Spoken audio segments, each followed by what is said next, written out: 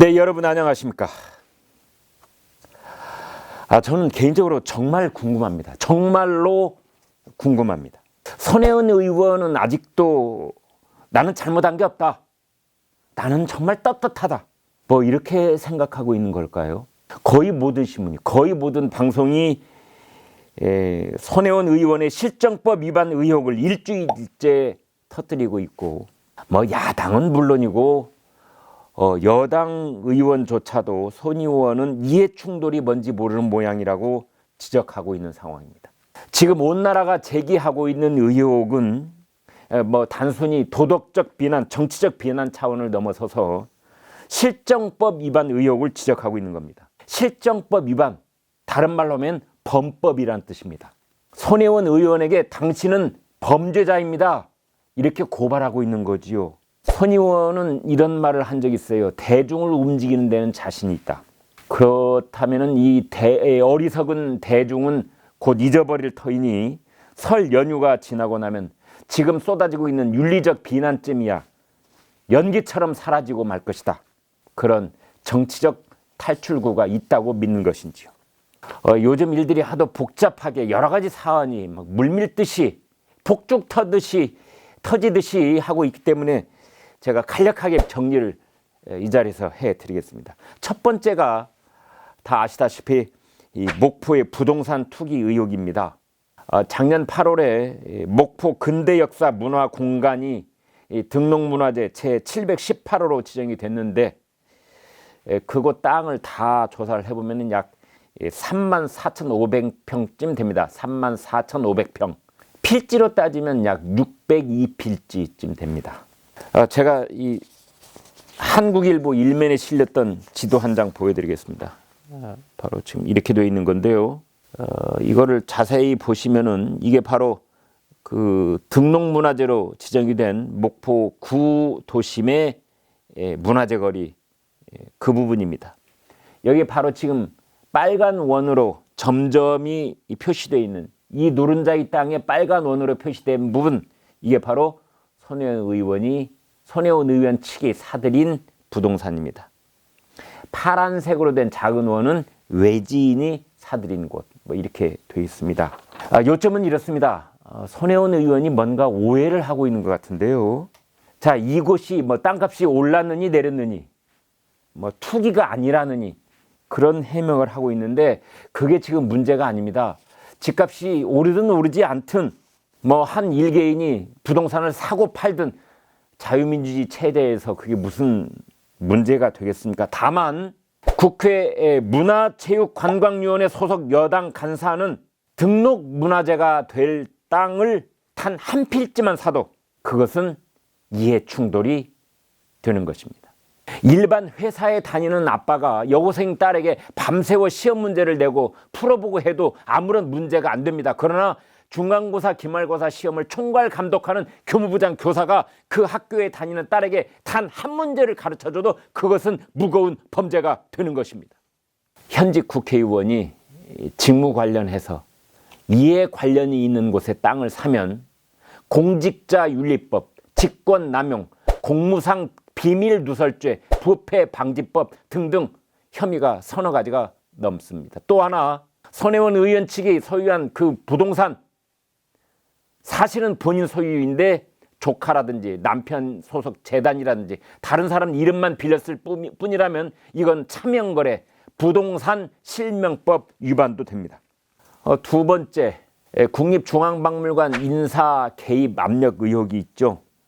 손혜원 의원은 국회 문광위 소속이고 문광위가 국정감사도 하고 감독을 하는 그 밑에 기관이 바로 국립중앙박물관입니다. 근데 손혜원 의원이 뭐 나전철기 같은 현대 공예품 사라고 이렇게 압박을 했다는 거고 그 학예연구실장이 못 사겠다 하니까 나중에 이리저리 압력이 행사됐는지 아무튼 그 학예실장이 교체가 됐다는 뭐 이런 의혹입니다. 그 다음에 민속박물관에 소속되어 있는 뭐 학예사가 하나 있는데 그 사람을 또 국립중앙박물관에 채용을 하라 이렇게 뭐 추천을 했다는 의혹제기죠. 이것은 직권남용 그리고 부정청탁금지법 위반입니다. 얘기가 나왔으니 청와대가 나전칠기를 얼마나 사랑했는지 몇 가지 사진을 좀 보여드리도록 하겠습니다. 여기 보면은요, 지금 이 백색 자개로 만든 문재인 시계 보이시죠?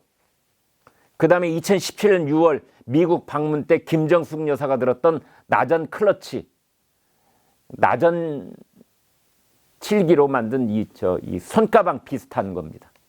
그 다음에 나전 텀블러, 청와대 나전 칠기 사랑, 나전 칠기를 사랑하는 것입니까? 손혜원 의원을 사랑하는 것입니까?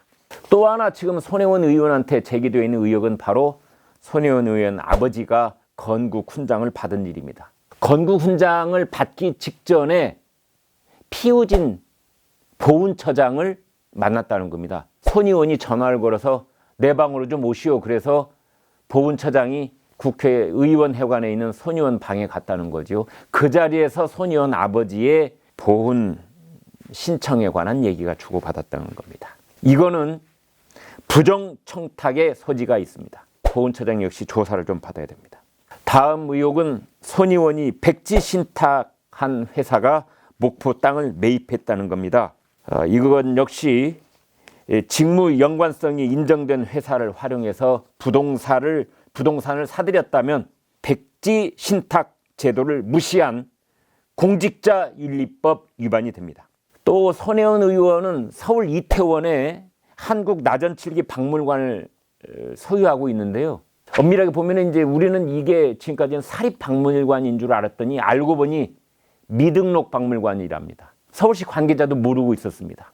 그렇다면은 이곳은 사실은 박물관 이름만 빌렸을 뿐 이 나전칠기 제품을 팔고 사는 영업 가게였던 셈이죠. 그렇다면 이것은 박물관 및 미술관 진흥법이라는 실정법 위반 소지가 높습니다.